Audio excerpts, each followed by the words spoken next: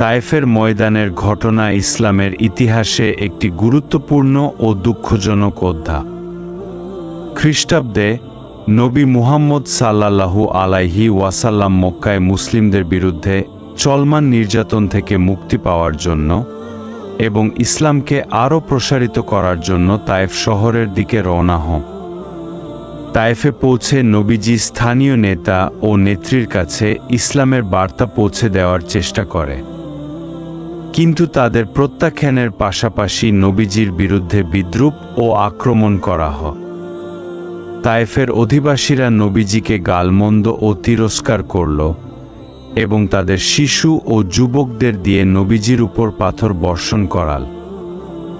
এই ঘটনা নবীজির জন্য অত্যন্ত কষ্টকর ছিল। এমন পরিস্থিতিতে নবীজি আল্লাহর কাছে সাহায্য প্রার্থনা করলেন। আল্লাহ তাআলা তার দোয়া কবুল করে পরবর্তীতে নবীজির প্রতি সান্ত্বনা প্রদান করে এবং তার সাথে ধৈর্যের বার্তা পাঠান। এই কঠিন পরিস্থিতি সত্ত্বেও নবীজি ইসলামের প্রচার থামিয়ে দেন। তিনি তার নৈতিক শক্তি এবং ধৈর্য বজায় রেখে কাজ চালিয়ে যান, যা পরবর্তীতে ইসলামের বিস্তারে সহায়ক